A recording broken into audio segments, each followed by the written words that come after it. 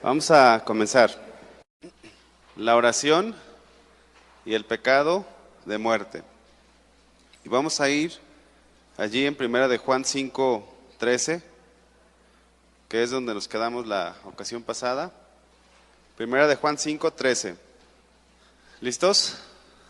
Dice: estas cosas os he escrito a vosotros que creéis en el nombre del Hijo de Dios, para que sepáis que tenéis vida eterna, y para que creáis en el nombre del Hijo de Dios. Dios nos ha dado vida eterna en Jesús. Y como hijos de Dios, tenemos la vida de Dios dentro de nosotros mismos. Hay una diferencia grande, enorme, entre un creyente y uno que no lo es.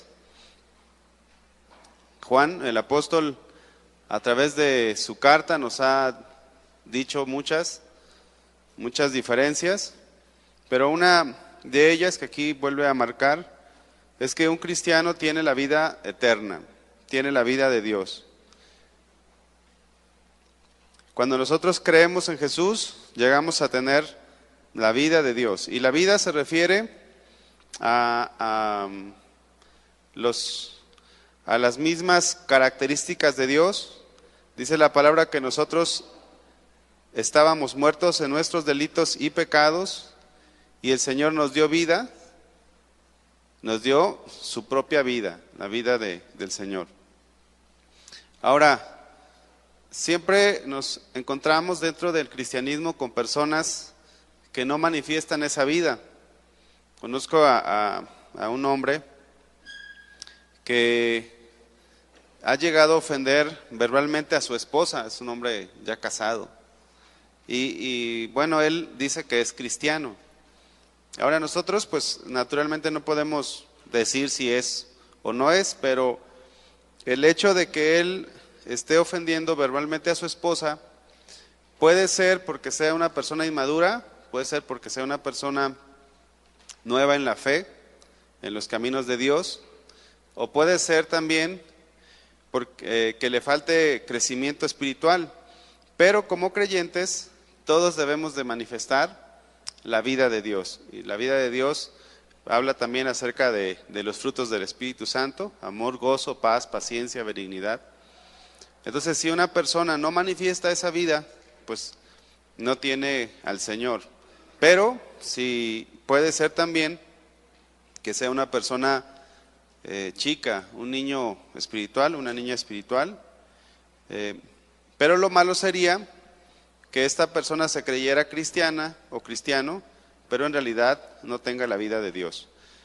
Versículo 14, una de las bendiciones que tenemos como hijos de Dios es esta, versículo 14, y dice: y esta es la confianza que tenemos en Él, que si pedimos alguna cosa conforme a su voluntad, Él nos oye. Entonces, una de las más grandes bendiciones, siendo creyentes, es que por medio del sacrificio de Jesús se nos abrió entrada al lugar santísimo,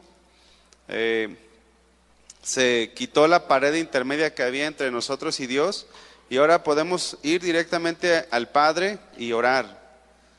Jesucristo dijo: en aquel día no me preguntaréis nada, de cierto os digo que todo cuanto pidiereis al Padre en mi nombre, os lo dará. Hasta ahora nada habéis pedido en mi nombre, dijo el Señor Jesús en el Evangelio de Juan. Pedid y recibiréis para que vuestro gozo sea cumplido. Entonces, también esta es una ventaja, es una de las cosas en las cuales nosotros podemos tener confianza. Una persona que no es cristiana, pues le pide a sus ídolos, le pide a diferentes personas, a diferentes cosas, pero nosotros como cristianos podemos pedirle a Dios y Él nos oye. Dice ahí, regresando ahí, bueno, ahí en el versículo 14, dice: si pedimos alguna cosa conforme a su voluntad, Él nos oye. ¿El Señor le escucha? Sí, ¿verdad? Él nos oye si pedimos algo de acuerdo a su voluntad. Dice la Biblia que su voluntad es agradable y perfecta. Entonces, como cristianos podemos practicar la oración, pero nuestra oración debe de ser alineada a la voluntad de Dios.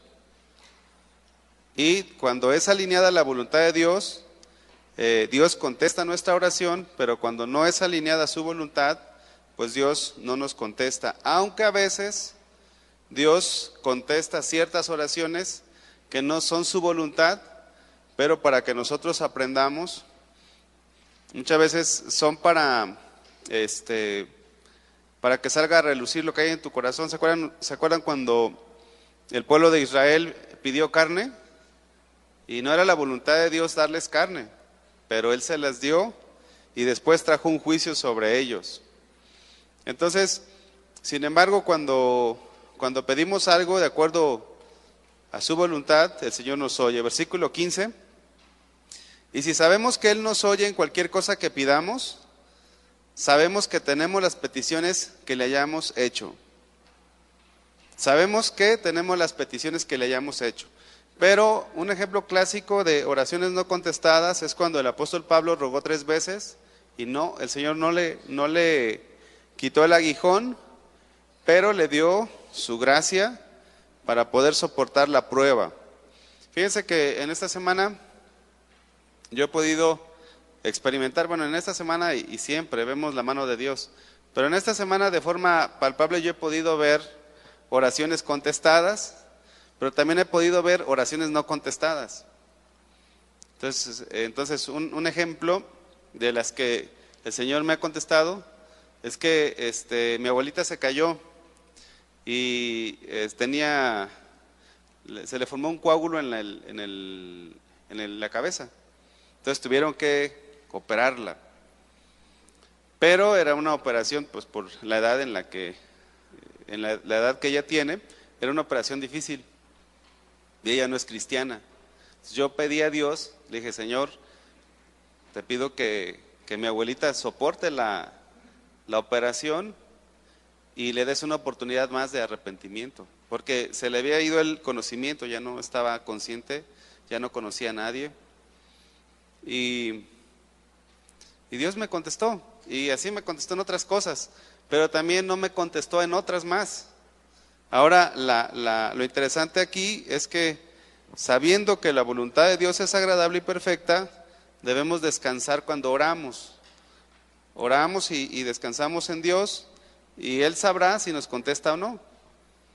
Aunque a veces nosotros pues queramos que nos conteste ya, ¿no? Como creo que es del conocimiento de casi todos. Sabemos que, por ejemplo, la nieta del pastor Adrián ahorita está enfermita, ¿no? Y yo le pido con todo mi corazón, Señor, sánala. Ahora, ¿Dios me escucha? Sí, pero si no contesta es porque Él sabe, ¿no? Su perfecta voluntad.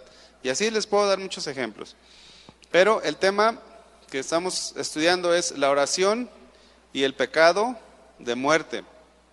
Versículo 16, primera de Juan 5:16, dice: si alguno viere a su hermano cometer pecado que no sea de muerte, pedirá, y Dios le dará vida. Fíjense, esto tan importante es que la vida de Dios se manifieste en todo creyente. Esto es para los que cometen pecado que no sea de muerte. Hay pecado de muerte por el cual yo no digo que se pida. Aquí el apóstol Juan pasa a dar un ejemplo de la oración cuando Dios contesta y cuando Dios no contesta. Dios, si nosotros le pedimos a Dios por algún hermano que haya pecado, Dios nos contesta y podemos ver su mano obrar en la vida de aquel hermano o aquella hermana que ha pecado. Sin embargo, si ha cometido un pecado de muerte, podemos pedirle a Dios y Dios no nos va a contestar. Entonces, si tú ves a tu hermano pecar, ¿qué es lo que tienes que hacer en primer lugar? Orar por él. Eso es lo que todos podemos hacer, y Dios puede escuchar nuestra oración. En múltiples ocasiones también hemos orado para que el Señor toque a cierta persona, se arrepienta y Dios nos oye. Dios escucha nuestra oración. Ahora, me pongo de ejemplo, pero no significa que nada más a mí, o sea, todo cristiano, Dios oye y usted lo puede experimentar. Si usted ve a algún hermano que se está deslizando hacia el pecado, ore y vea que Dios va a obrar. Así que cuando una persona peca, tenemos que pedirle a Dios su misericordia. El Señor Jesús oró por Pedro, ¿se acuerdan? Cuando Pedro iba a negar al Señor, el Señor en su omnisciencia sabía que Pedro le negaría y él dijo: Simón, he aquí Satanás os ha pedido para zarandearos como a trigo, pero yo he rogado por ti que tu fe no falte, y tú, una vez vuelto, confirma a tus hermanos. Jesús orando por Pedro, y Pedro regresó o no regresó. Regresó. Hay otro pasaje, si gustan vamos allí, Santiago 5:14. Santiago 5:14. ¿Está alguno enfermo entre vosotros? Llame a los ancianos de la iglesia y oren por él, ungiéndole con aceite en el nombre del Señor. La oración de fe salvará al enfermo, y el Señor lo levantará. Y si hubiere cometido pecados, ¿qué dice? Le serán perdonados. ¿Por qué? Porque estas enfermedades eran causadas por el pecado. Hay enfermedades que son causadas por pecado, no todas. Dice allí, versículo 16, confesaos vuestras ofensas unos a otros y orad unos por otros para que seáis sanados. La oración eficaz del justo puede mucho. Entonces, este es otro ejemplo de alguien que ora por otra persona y Dios le da vida, ¿no? Le da de su vida, lo levanta. Así que si alguien te ofendió, lo que tú tienes que hacer es orar por él. O si tú viste pecar a alguien, debemos de orar. ¿Para qué? Para que el Señor les dé vida, que la obra de su Espíritu Santo esté en ellos, que el poder de Dios se manifieste en sus debilidades, en nuestras debilidades. Y es una oración que tenemos que estar haciendo de forma constante. Pero en ese mismo pasaje, el apóstol Juan, allí en 1 de Juan 5:16, el apóstol Juan nos enseña a diferenciar entre los pecados de muerte y los pecados que no son de muerte. Ahora, como cristianos no estamos exentos del pecado. De repente podemos resbalar o nos sale la carne, nos enojamos, no actuamos de acuerdo a las normas de Dios, descuidamos nuestra comunión con Dios y podemos pecar. Pero un cristiano cuando peca, Juan enseñó en 1 de Juan 2:1, ahí atrasito, 1 de Juan 2:1, lo vimos el trimestre pasado. Dice la Biblia que si alguien peca, abogado tenemos para con el Padre, a Jesucristo el justo. Dice: hijitos míos, estas cosas os escribo para que no pequéis. Y si alguno hubiere pecado, abogado tenemos para con el Padre, Jesucristo el justo. También en Isaías dice el profeta: venid luego, dice Jehová, y estemos a cuentas. Si vuestros pecados fueren como la grana, como la nieve, serán emblanquecidos. Y si fueran rojos como el carmesí, vendrán a ser como blanca lana. Es decir, que hay pecados por los cuales hay solución. No son pecados de muerte. Pero hay otros pecados que son pecados de muerte. Dice el apóstol Juan que no debemos de orar. ¿Por qué? Porque Dios no nos contesta. Ahora, ¿cuáles son los pecados de muerte? Según el contexto de toda la carta, porque allí no lo dice, ¿verdad? No dice este y este y este son los pecados de muerte. Pero el apóstol está dando un discurso donde se puede ver cuáles son los pecados de muerte. ¿Cuáles son los pecados que el apóstol señala de forma tajante? Uno de ellos se encuentra en 1 de Juan 2:18, ahí tomando el contexto. y es manifestar el espíritu del anticristo. Es manifestar el espíritu del anticristo. Vamos a leerlo, 1 de Juan 2, 18.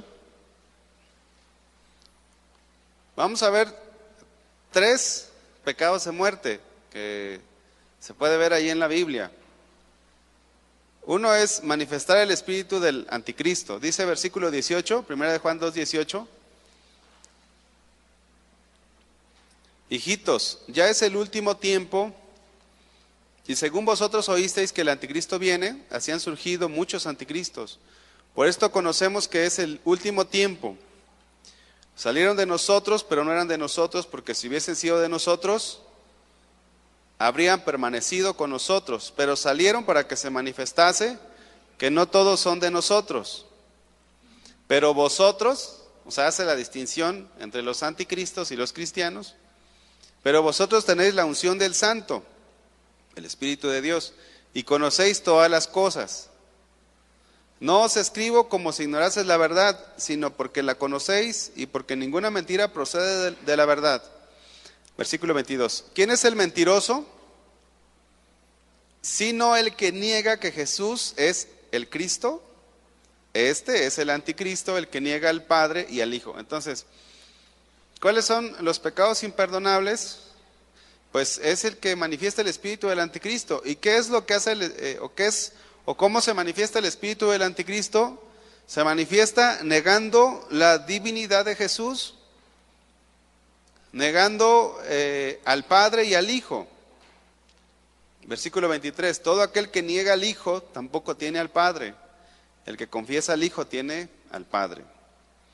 Entonces el pecado de muerte es negar la divinidad de Jesús, negar su humanidad, y este pecado de muerte tiene que ver con el gnosticismo. Recordemos que toda la carta el apóstol Juan ha estado defendiendo la sana doctrina respecto del gnosticismo.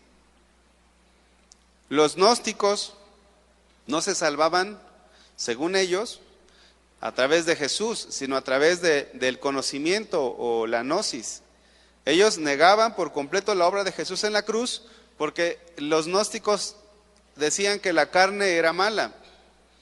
Y al ser la carne mala, Jesucristo no pudo haber venido en carne, y por lo tanto el sacrificio de Jesús no fue válido. Este es un pecado de muerte. Si alguien niega el sacrificio de Jesús, entonces ¿cómo se va a salvar? ¿Sí me explicó? Entonces, lo único que lo puede salvar, o el único camino, es Jesús. Y si tú niegas a Jesús y su sacrificio, pues es un pecado que te conduce a la muerte.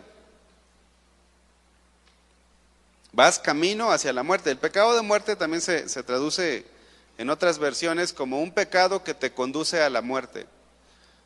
Entonces, este gnosticismo despojaba o despoja de la divinidad a Jesús, y también ellos se ponen en el lugar de Dios. Creen que son una especie de iluminados o semidioses. Y no hay salvación entonces para ellos. No porque no lo haya en sí, sino porque no hay forma de que ellos se salven, puesto que quitan a Jesús del camino. Según el contexto entonces, este es el pecado de muerte, despojar a Jesús de su divinidad. Vamos a otro pasaje, 1 de Juan 4:1. Despojar a Jesús de su divinidad, anular por completo la obra de Jesús en la cruz. 1 de Juan 4:1. Dice: amados, no creáis a todo espíritu, sino probad los espíritus si son de Dios. Porque muchos falsos profetas han salido por el mundo. En esto conoced el Espíritu de Dios. Todo espíritu que confiesa que Jesucristo ha venido en carne es de Dios. Es el mismo argumento. Y todo espíritu que no confiesa que Jesucristo ha venido en carne no es de Dios. Este es el espíritu del anticristo, el cual vosotros habéis oído que viene y que ahora ya está en el mundo. Otro pecado de muerte es la blasfemia contra el Espíritu Santo. Esto es de lo que comúnmente conocemos. Y esto se encuentra en Mateo 12:22. al 32. Mateo 12, 22.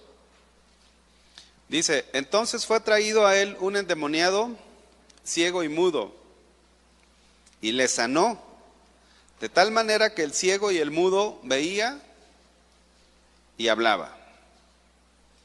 Y toda la gente estaba atónita y decía, ¿será este aquel hijo de David? Mas los fariseos al oírlo decían, este no echa fuera los demonios, sino por Belcebú, príncipe de los demonios. Sabiendo Jesús los pensamientos de ellos, les dijo, todo reino dividido contra sí mismo es asolado, y toda ciudad o casa dividida contra sí misma no permanecerá. Y si Satanás echa fuera a Satanás, contra sí mismo está dividido, ¿cómo pues permanecerá su reino? Y si yo echo fuera los demonios por Belcebú, ¿por quién los echan vuestros hijos? Por tanto ellos serán vuestros jueces. Pero si yo por el Espíritu de Dios echo fuera los demonios, ciertamente ha llegado a vosotros el reino de Dios. Versículo 31. Por tanto os digo, todo pecado y blasfemia será perdonado a los hombres, mas la blasfemia contra el Espíritu no le será perdonado. A cualquiera que dijere alguna palabra contra el Hijo del Hombre le será perdonado, pero el que hable contra el Espíritu Santo no le será perdonado ni en este siglo ni en el venidero. Entonces, el pecado de muerte, según este pasaje, es atribuirle las obras del Espíritu de Dios, el Espíritu Santo, atribuirle estas obras a Satanás.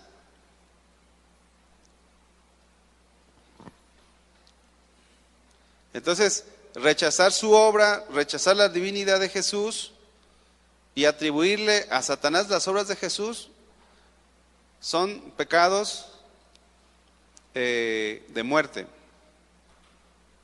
Ahora, ¿un cristiano puede hacer esto? ¿Un cristiano puede blasfemar contra el Espíritu? La respuesta es que no. Primera de Corintios 12, 3. Porque como cristianos a veces se puede llegar a pensar, oye, ya blasfemé. Pues si alguien ha blasfemado, pues no es hijo de Dios. Primera de Corintios 12, 3. Por tanto os hago saber que nadie que hable por el Espíritu de Dios llama anatema a Jesús. Y nadie puede llamar a Jesús Señor sino por el Espíritu Santo. O sea, el Espíritu que Dios ha hecho morar en nosotros nos lleva siempre a glorificar a Dios, no a maldecir, a hablar bien del Espíritu Santo y no atribuirle las obras del Espíritu a Satanás. Hay otro pecado de muerte, y este pecado tiene que ver con la apostasía. Vamos a ir a Hebreos capítulo 10, versículo 26. Este pecado, hermanos, es cuando alguien peca a conciencia.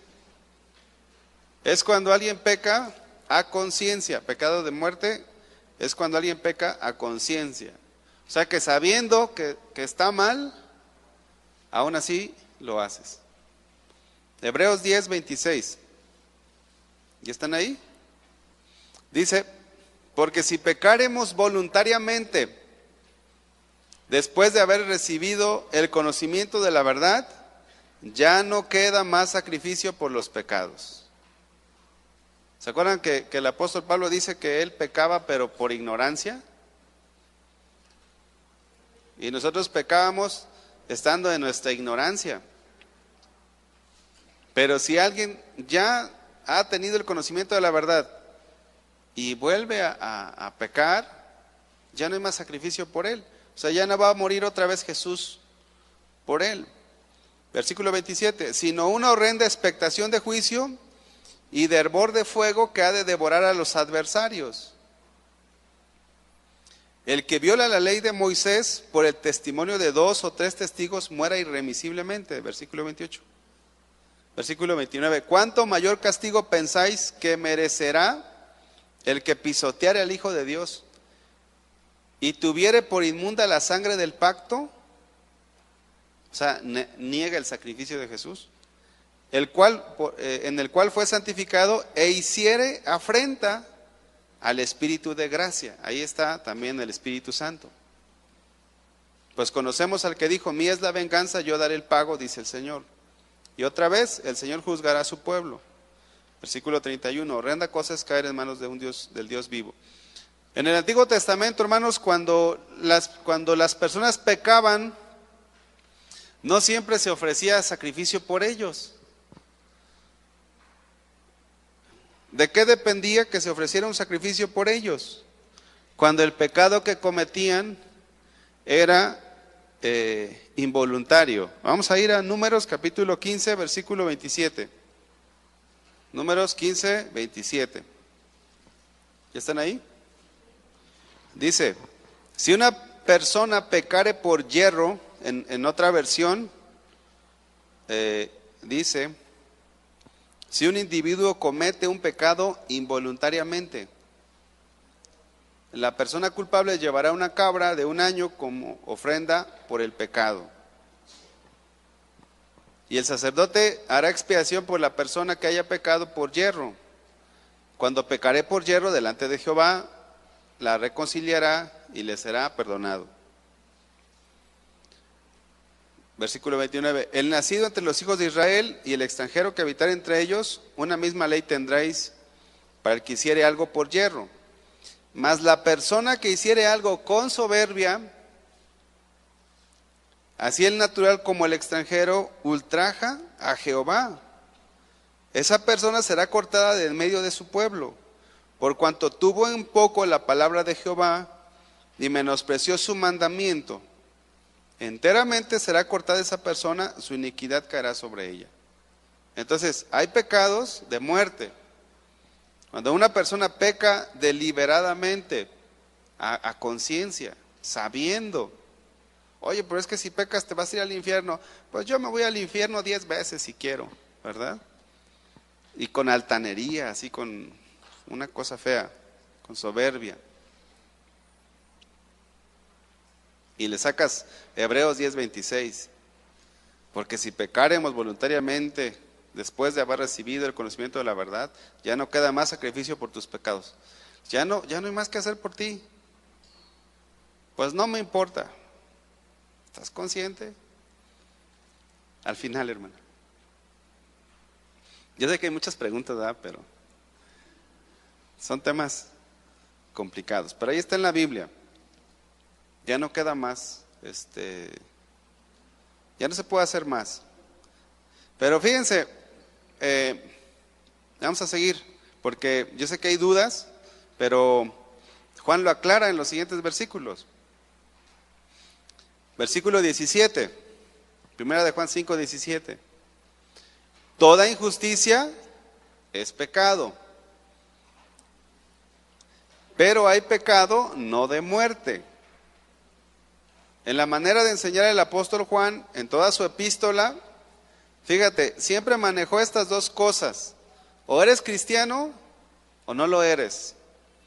O eres luz o eres tinieblas. O tienes el Espíritu de Dios o no lo tienes. O eres de Cristo o eres del anticristo. Siempre así, en toda la epístola, esa fue la forma de enseñar del apóstol Juan. Porque en ese tiempo, hermanos, se había metido a la iglesia, estaban conviviendo cristianos y no cristianos, de tal manera que no estaban aprendiendo a discernir. Entonces, tú como cristiano puedes pensar y preguntar, ¿ya hice el pecado de muerte o no lo he hecho? La respuesta viene en el versículo 18. A ver si ahí se contesta algunas dudas que pudieran haber tenido.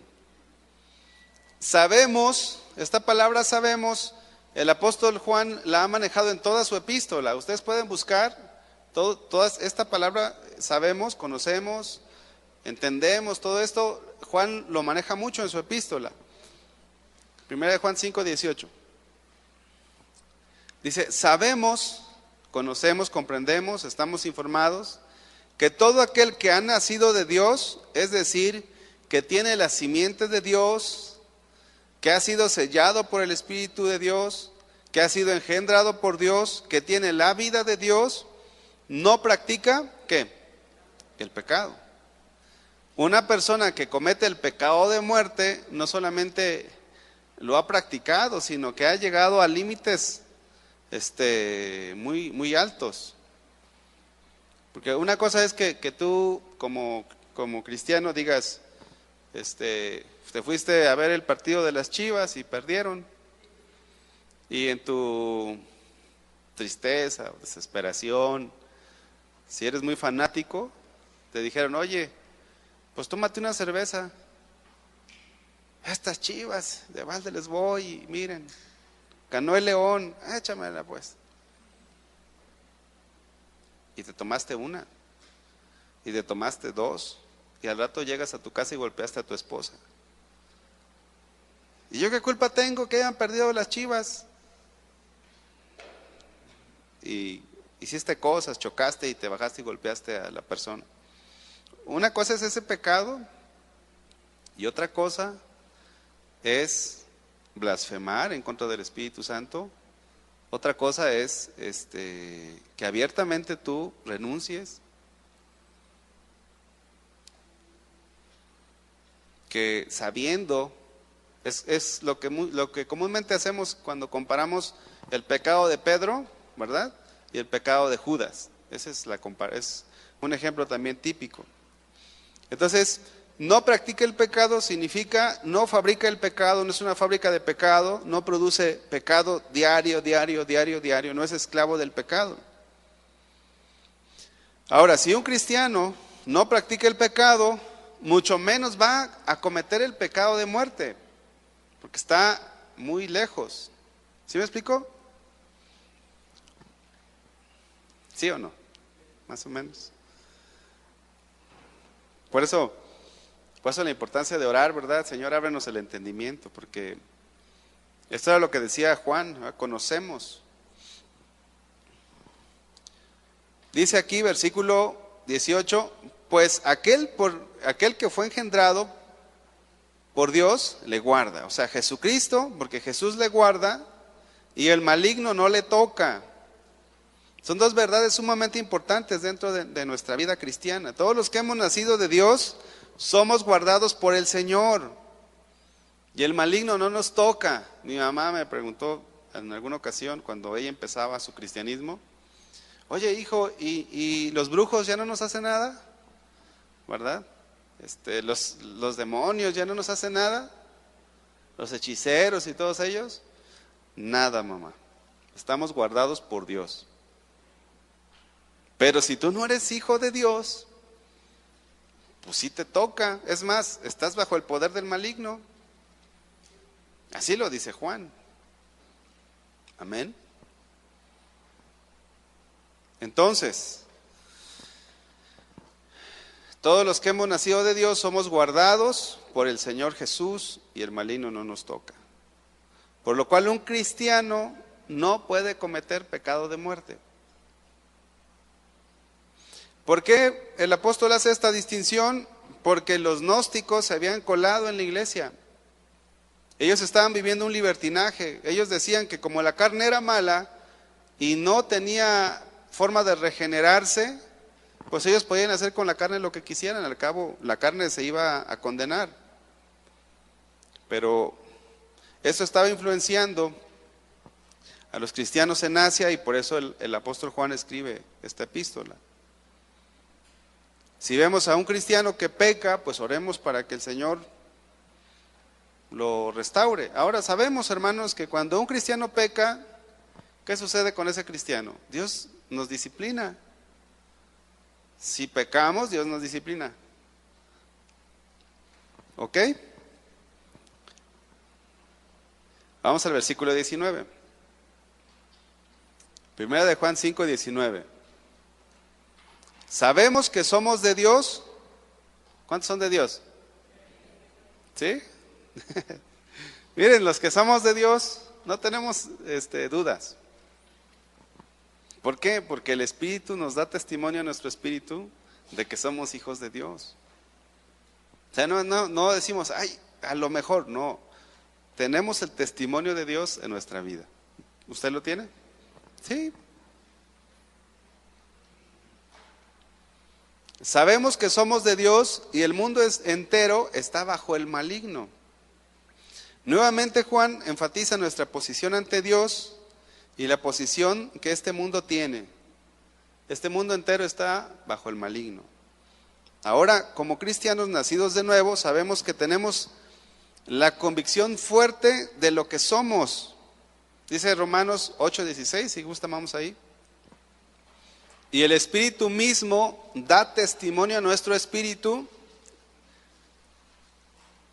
de que ya blasfemamos. De que somos hijos de Dios.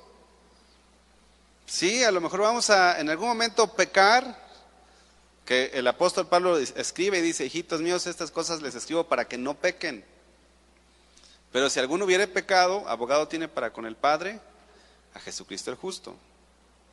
O sea, no somos personas inmunes al pecado, pero tenemos la convicción de que somos hijos de Dios. O sea que este tema, hermanos, no es para generar dudas en usted, sino para decir, ay, gracias Dios porque me salvaste. Amén. Dice versículo 17, y si hijos, también herederos, herederos de Dios, coherederos con Cristo, si es que padecemos juntamente con Él, para que juntamente con Él seamos glorificados. Es decir, que no solamente estamos conscientes de que somos hijos de Dios, sino que tenemos un tesoro invaluable que Dios nos ha dado. Versículo 31. ¿Qué pues diremos a esto? Si Dios es por nosotros, ¿quién contra nosotros? El que no escatimó ni a su propio Hijo, sino que lo entregó por todos nosotros, ¿cómo no nos dará también con Él todas las cosas? Miren, hermanos, el problema es que como no sabemos en realidad quién es cristiano y quién no es cristiano, de repente vemos a una persona que viene a la iglesia y el maligno lo trae cacheteando la banqueta y lo hace por acá y lo hace por allá, y como si fuera un muñequito de papel.